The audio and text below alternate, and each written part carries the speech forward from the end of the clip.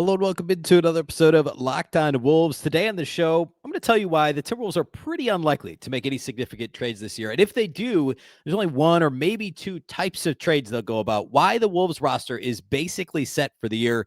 It's all coming next.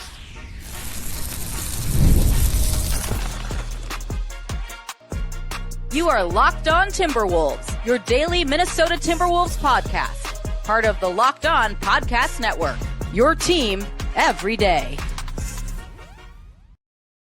Hello and welcome to the Locked On Wolves podcast, part of the Locked On Podcast Network, your team every day. My name is Ben Beecken. I'm the host of Locked On Wolves. Happy Friday, everybody. Hopefully you are ready for a fantastic weekend and had a great week so far. Today's episode is brought to us by our friends at FanDuel. Right now, new customers can bet just $5, and if your bet wins, you'll get $300 in bonus bets to use across the app. Download the app today. All right, today on the show, we're going to get into the Timberwolves roster and why I believe it's set for the year. There was an article at Athlon Sports, which, I'll say this up front, clearly throwing names at the wall to see if anything could possibly stick for trade targets for Minnesota. None of them make sense. I'll explain why, and I'm going to use that as kind of a jumping off point for this topic. Why, it would take a really specific thing, a really specific role, type of player for Minnesota to actually make a trade this season.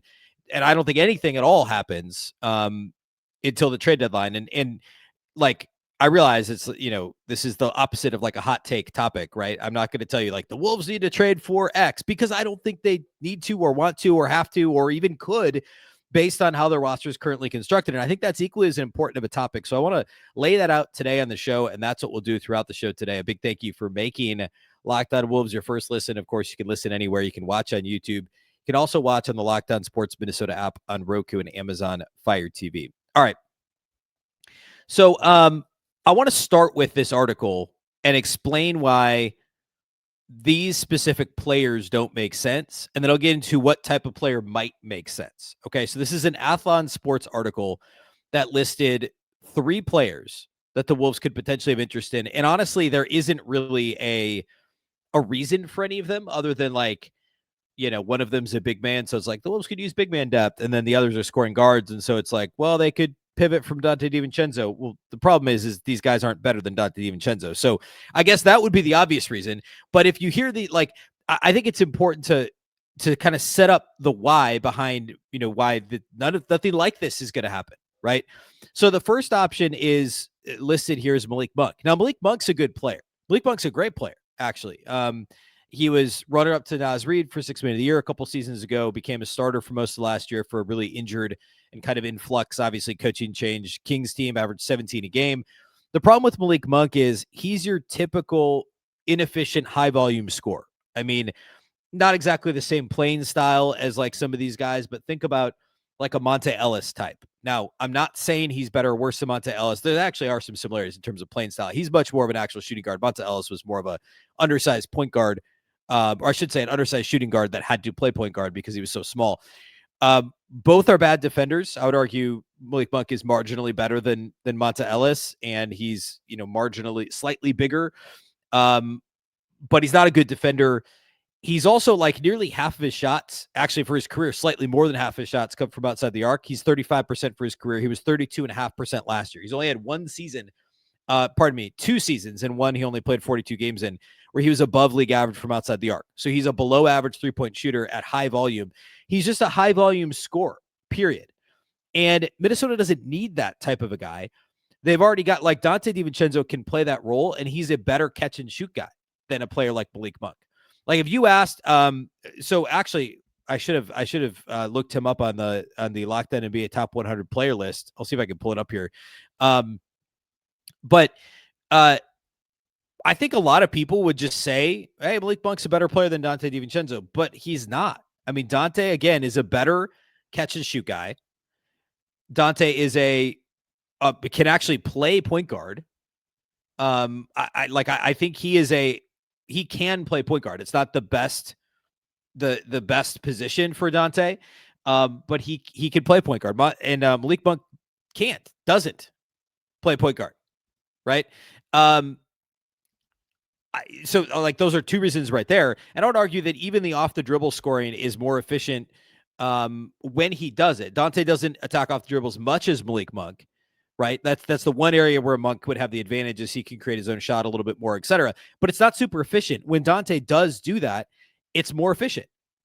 And Malik Monk wasn't in the top 100 either. So neither Malik Monk or Dante DiVincenzo were in the Locked On NBA Top 100, where if you missed that, I did talk about it on every show last week. I'm scrolling through the guys who just missed the top 100, and I actually don't see him here either. Surprising me a little bit. I would have expected him to be on the list of guys that just missed it, but no, he's not. Okay, good job, Locked On host. We did a good job with that one.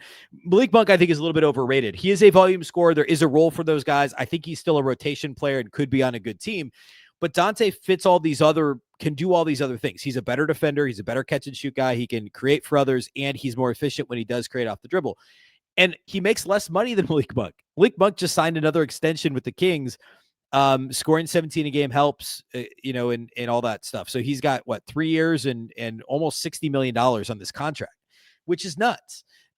Dante's got 2 years and 20 something million on his.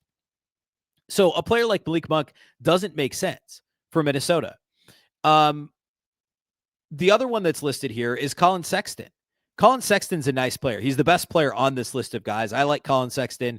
I think that he's going to be good in Charlotte. I mean, he's going to be, I don't know how long he's going to be in Charlotte. I don't know what that's going to look like for him, but he's going to be able to put up some numbers there.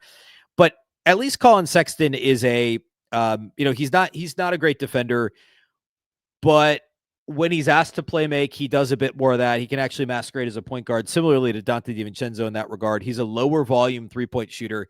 Only a little over a quarter of his shot attempts for his career come from outside the arc, and he's nearly 39% out there. He was almost 41% last year in Utah, and had to carry a scoring load for a bad Utah team. Each of the last 2 years was a little bit limited in playing time due to injuries. I'm using air quotes, real injuries, but also the Jazz being the Jazz.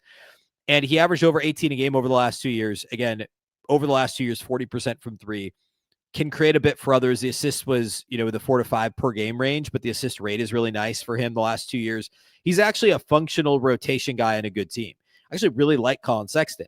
The problem is, I'm still not convinced he's better than Dante DiVincenzo, right? Dante DiVincenzo is a really good player. Now, Sexton has 1 year left on his deal. Remember, he signed that extension originally in Cleveland. Actually, it was a sign and trade deal. So it was the tail end of his Cleveland years, was sent to Utah, and then ultimately now was traded over the summer to Charlotte. And just 1 year left on the deal, but it's $19 million. So I don't know how that would even work. And why Minnesota would do that, would acquire, unless you were planning to extend him, but then whose role are you taking? Obviously you could say, okay, he's the Mike Conley successor, but he isn't a pure point guard. You'd be taking away your only pure point guard in Mike Conley. And then obviously Rob Dillingham has more of the scoring tendencies, but I think Dillingham's still a better passer and has a higher ceiling than what Collin Sexton is. And again, Collin Sexton's a rotation guy. He'd be a nice sixth man on a playoff team. Honestly, I believe that. But Minnesota has that in Dante DiVincenzo, and they have the scoring bit from Reid. And when you look at the actual mechanics of it, and we'll get into what the Wolves have in terms of their own trade assets to potentially trade that other teams would be interested in. I don't know. What salaries would the Wolves send out to match that would make sense? You're not going to trade Dante, whose salary is less anyway. You're not going to trade Jaden McDaniels for him. Pretty much everyone else on the roster's salary is too low to be part of matching in this trade. If somehow the Wolves found their way into, say Mike Conley gets hurt and Dillingham's woefully disappointing, sure, fine. Go after Collin Sexton on an expiring deal. But who are you trading? Again, all the guys that have a salary that would be matchable are guys you're not going to trade. Ant, Rudy, Julius Randle, Jay McDaniels, Naz Reid. You could trade Mike Conley's deal and another deal. You could line up the Conley and Dillingham deals and make it work. But why would you trade Rob Dillingham, who's cost controlled for another couple of years, has a higher ceiling, to get a guy who's better now, but has a lower ceiling and isn't actually a point guard, whereas Dillingham can play point guard, is a shooting guard in a point guard's body, but is more of a point guard than Collin Sexton, in my opinion. So I like Collin Sexton. He's the best player on this list.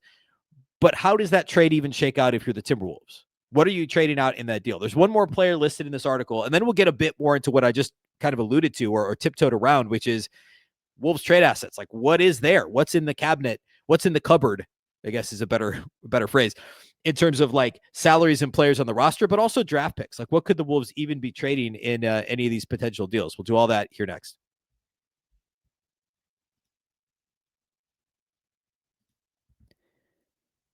Today's episode of Locked On Wolves is brought to us by our friends at OpenPhone. If you're running a business, you know that every missed call is money left on the table. Think about the last time that you had an urgent need, maybe for a plumber or service provider. If the first person didn't answer, did you wait? Probably not. You moved on to the next one, and that's why you need OpenPhone. OpenPhone is the #1 business phone system built to streamline and scale your customer communications, all from an app on your phone or computer. OpenPhone will let you manage business calls and texts from a single app. The shared inbox feature is a game changer. Your team can jump into any conversation instantly without missing a beat. And their AI agent handles after-hours calls, answers common questions, and captures leads, so you never miss a customer. OpenPhone is offering my listeners 20% off your first 6 months at openphone.com/lockedonnba. That's OpenPhone, OpenPhone.com/lockedonnba. And if you have any existing numbers with another service, OpenPhone will port them over at no extra charge. OpenPhone, no missed calls, no missed customers.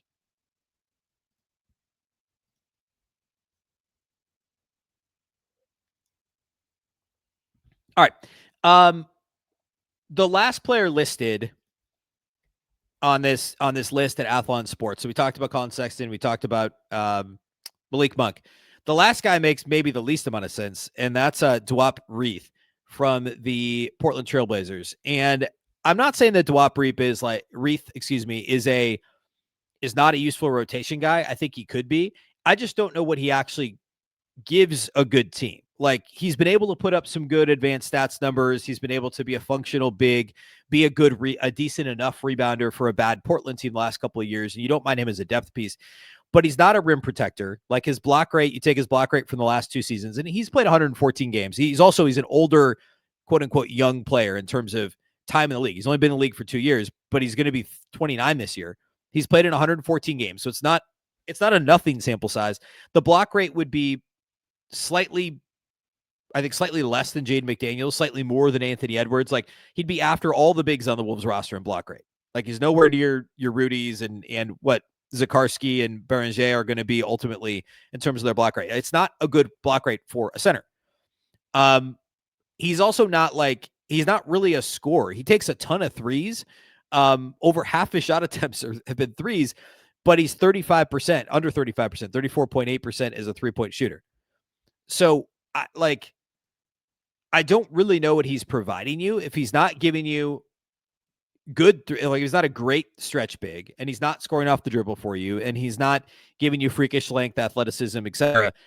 And he's not protecting the rim, and he's just kind of solid bench depth. The Wolves lost that in Luka Garza, and he's a little bit of a different player than Luka Garza, but I don't know that trading for Duop Reath is necessarily where they're going to look. Like if they decide they need another big, and this is another situation where the only way Minnesota says, all right, let's do this, let's trade for a backup big, it's really only if somebody gets hurt for an extended period of time. And we saw last year, even with Rudy Gobert missing a month and Julius Randle missing a month, they just said, let's roll with it. And Luka Garza didn't even play the whole time.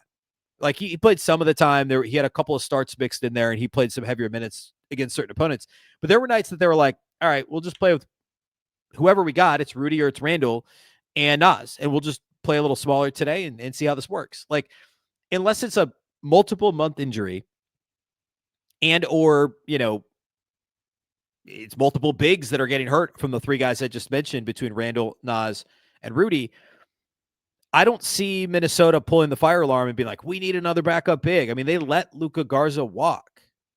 So I don't obviously they've got Rocco Zakarsky, they've got Jean Beranger, and I think Beranger would get obviously ahead of Zakarsky first crack at some rotation minutes if it were, a multiple week injury or something. But I don't think Minnesota's like, we got to go get a veteran big, or in this case, an old young player, an old inexperienced player to put on our bench as a contending team because we've got a guy who's dinged up for a couple of weeks. I just don't see him as a viable trade candidate. And I don't know what you'd even be giving up for this guy. I mean, you're talking a player and a second round pick, but why? What are you really gaining there for a guy who's on a minimum contract? And I guess that's not a bad kind of transition into talking about assets and what the Wolves could even trade. And I do want to get into draft picks, but let's talk about the roster first. We talked about this a couple of months ago toward the beginning of the offseason. I think it's worth a revisit.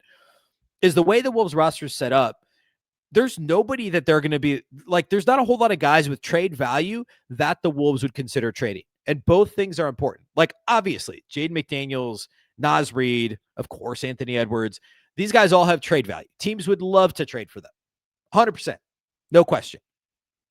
But the Wolves aren't trading them. They have no appetite to trade these guys. Like, I don't even know. I mean, the Kevin Durant thing was a possibility. And if he had been willing to extend his contract in Minnesota, the Wolves would have entertained the idea reportedly of trading Rudy Gobert.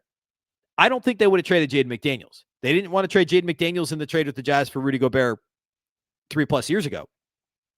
McDaniels wasn't going to be on the table in a Durant trade. That wouldn't have made any sense. And Durant's still a top 15 player.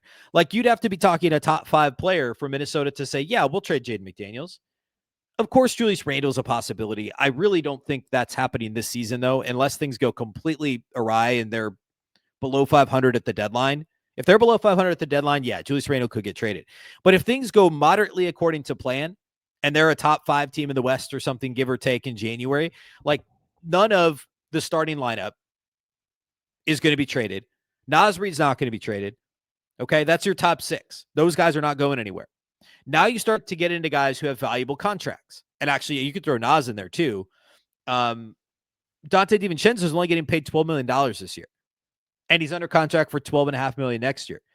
How are the Wolves going to find a player that provides more value and fits what Donte does, or even doesn't? Like, say it's for another big or whatever, a true backup point guard. Well, now you still got to fill the Donte role of a catch and shoot guy off the bench who's a solid defender, can play both guard spots.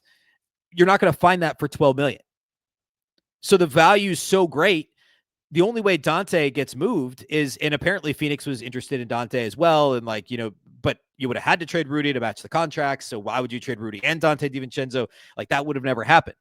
Minnesota's not including Donte DiVincenzo in a trade unless it's part of a gigantic deal where they're getting, a top 5 player back, and those guys aren't available.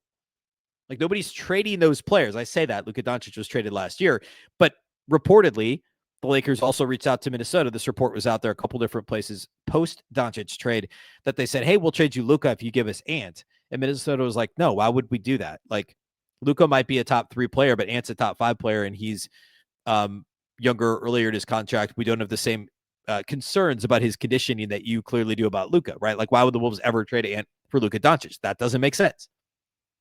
I realize now this is venturing into like Bill Simmons trade value column / podcast territory. And the premise there is like, if team A calls up team B and says, we'll trade our superstar for yours, who hangs up the phone, right? That's essentially the premise. The Wolves did hang up the phone and the idea of Ant for Luka, right? Now, Luka ultimately was traded. And I think most people would argue in a vacuum, he's still a better player than Anthony Edwards, but would you rather have Ant or Luka over the next 5 years? I'm taking Ant 10 times out of 10. There's no question about that. So anyway, that's your like top 7 on the roster. And now you get into guys that theoretically could be traded, but is there value? Like, would teams trade for Rob Dillingham? He's owed $6.5 million this year. Has 2 more team options. One the Wolves have to pick up here in the next month or so that are in the $7 to $8+ million range. I think he still has trade value, and I think teams would trade for him. He's a possibility to be traded. John Beringer was just drafted. He's essentially a bargain at $4 million over the next 3 years, and then a team option for that 4th year at a little over $7 million projected.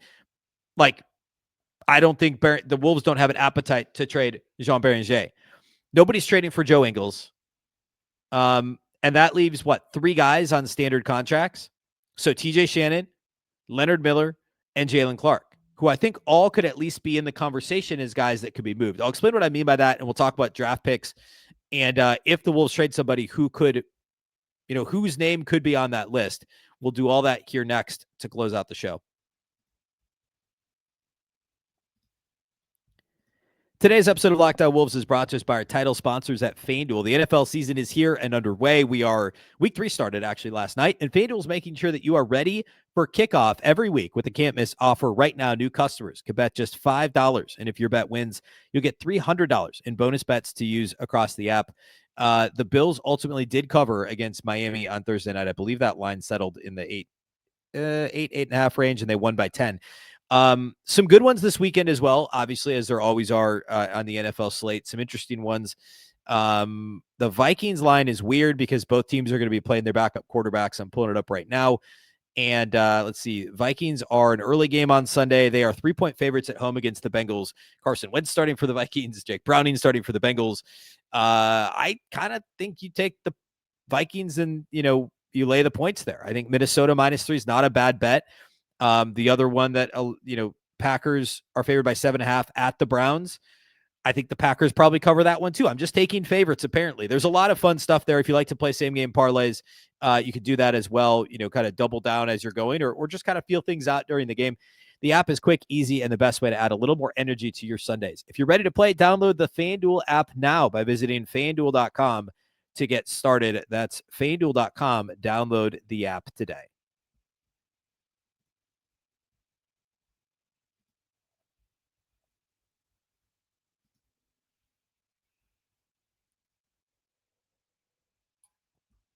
All right, so we've identified so far, we've gone through like 12 guys on the roster, and the only one we've talked about so far that could have trade value is Rob Dillingham, and I don't think the Wolves are likely to trade him because we're 1 year into this thing, and Dillingham has a ton of upside. We saw how good things looked in the Summer League and at times last year, so I don't think Dillingham's going anywhere, certainly not before the trade deadline.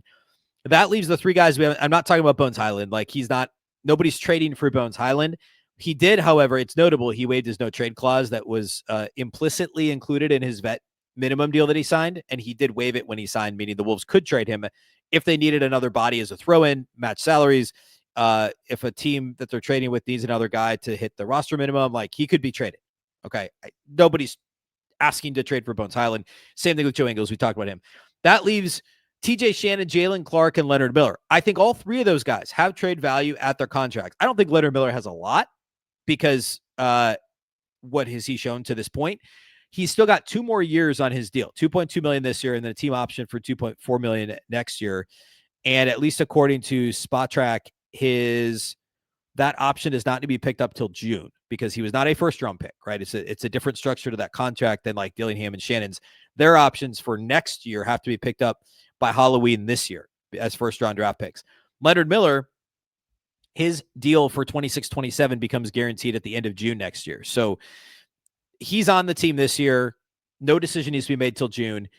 I think he could have some value for a team. If like a team said, hey, we're interested in Leonard Miller, we'll give you a second-round pick and a somebody at the end of our roster for him. Like, that's a trade Minnesota could do. You're just not going to get much for him. I think there's still upside there. At this point, the Wolves have had him in their program for 2 full years plus, and what do they believe is ultimately going to come out of Leonard Miller? Has he shown real growth in the G League? I don't know. I'm still intrigued by him. You can't trust him with rotation minutes, and he's not going to get rotation minutes on this Wolves team, barring something crazy happening. One of those longer-term big man injuries. He's obviously a woefully undersized big, but he could play point power forward if God forbid, Reid gets hurt or something like that for an extended period of time. You might give Leonard Miller a look because there is some upside there. And what could this turn into if he's focused and does a good job out there, defensively especially. So there could be a little bit of value there, but nobody's trying to trade for Leonard Miller, and his contract is only $2.2 million, so you can't trade him for anything of value, even if you wanted to, other than a player and a pick. Jalen Clark, I'd put in a similar category. I bet he's got more trade value because he's got one clear NBA level skill, and that's his ability to defend on the perimeter. He's already, I think, a top 10 point of attack defender at the NBA level. He can pressure a ball handler like nobody else, really. And he's obviously a little small. The shooting's probably not real. The 41% on 90 attempts or whatever it was last year. He didn't shoot the ball well at UCLA. Like, I'm not anticipating him being a 40% 3-point shooter. So I don't think there's a lot of trade value, but I think if a team said, hey, we're interested in Jalen Clark, the Wolves would say, yeah, I don't know. You got to give us at least a couple of second-round picks. I think he's worth more than that, honestly. It's one of those where he's probably worth more to Minnesota than somebody else. Like, a team would love to trade a second-round pick for Jalen Clark. The Wolves would never do that. A team probably isn't going to trade a first-round pick for Jalen Clark. I don't think he's got that level of value. He's already 24. He's actually only got one more year on this vet minimum deal. And remember, he signed that 2-way guarantee deal at the end of last season. He had been on a 2-way deal that covered his rehab from the Achilles injury he suffered at UCLA a couple years ago. So he's got one more year on this deal. Minnesota's going to have to find a way to keep him, and he may be worth more than a vet minimum deal. So I don't think Jalen Clark's getting traded, but I do think he has trade value.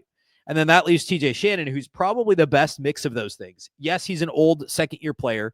He's already 25. But he's only getting paid $2.6 million this year. He's got 2 more years of team control where the Wolves, pick up those options I mentioned a little bit ago. His option for 26-27 is $2.8 million. And then there's 1 more year after that. I think he's arguably the most valuable tradable asset Minnesota has in terms of players on their roster that they would consider trading. I'm not saying he's more valuable than Ant or even Bernier. But in terms of guys that would be on the table that the Wolves would consider trading, that teams would want to trade for, TJ Shannon's on that list. I don't think Minnesota trades TJ Shannon. If he gets off to a rough start of the season and falls out of the rotation and a team came and said, we'll send you a first-round pick for TJ Shannon, yeah, they'd probably do that at the deadline if he's not in the rotation. But they anticipate him being a rotation member, and at $2.6 million this year and $2.8 million next year, that's a bargain. TJ Shannon's not going anywhere. So all that to say, Minnesota is not – there's nobody on this roster that screams like this guy's going to get moved. I just think it's really unlikely. You look at draft picks, future draft picks, Minnesota, has gotten, obviously they've traded a lot of picks. They still have a pick this coming season, this in 26. They have a first round pick. It's just a pick swap with Utah. Now Cleveland's involved. I think the Wolves get the worst pick of the 3. So probably their own pick because they're very well. I guess maybe Cleveland's if that's I believe that's involved in it's essentially a 3-way pick swap, and they have 2 second-round picks swaps there too. So likely bad picks in both the first and second round. But they again have 3 picks this upcoming year. They do not have a first-round pick in 27. They only have 1 second. They only have a first in 28, and they don't have a second. So this year they have 3 total picks, and then they only have 1 total pick each of the next 2 years. They actually don't have multiple second rounders other than this coming year until 2032. Every other year, they've got 1 or 0 second rounders, and there's some weird swaps and protections and things too. So Minnesota doesn't have a ton of draft assets to trade. They don't have any years where they have multiple first-round picks at this point.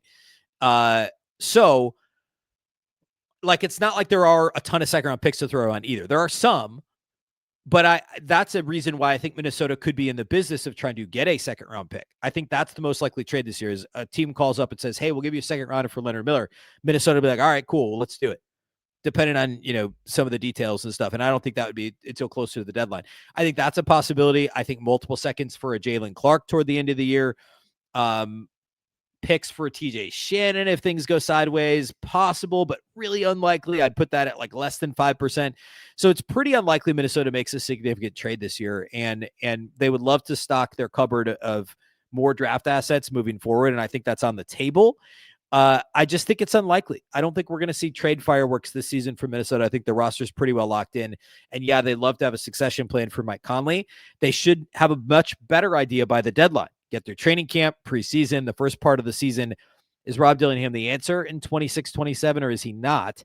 And does that then kind of affect what Minnesota decides to do or not do at the trade deadline in February? So a lot to be answered, but the way the Wolves roster and draft pick stable is set up makes a trade this year unlikely unless it's a minor deal like a Leonard Miller for second rounders or a second round, a future second rounder for big man depth in case of an injury. That's really the only thing I see happening this year, unless you find a young point guard who you are convinced is a better option than Rob Dillingham to lead this team into the future in place of Mike Conley. Show me that guy. I don't know that guy's out there. I don't think it's Collin Sexton. He's not a true point guard. I don't know who that is.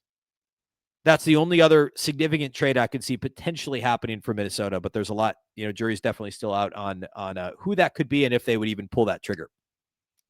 All right, that's all I got for you today. We'll, of course, be back Monday all day, or I should say all week next week again, Monday through Friday shows as we inch ever closer to training camp.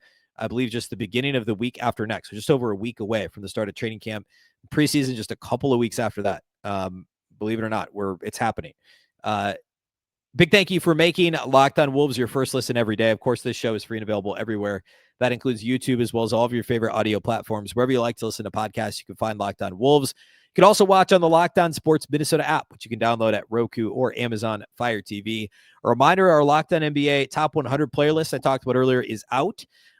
Every show I did last week had some content related to the Top 100 list, the 5 Wolves players on the list, players that just missed. my rankings versus the overall rankings I did last Monday. So all that's out there. You can also find the full list on Locked On Sports Today on YouTube or wherever you listen to podcasts, and check out my reactions from all of last week.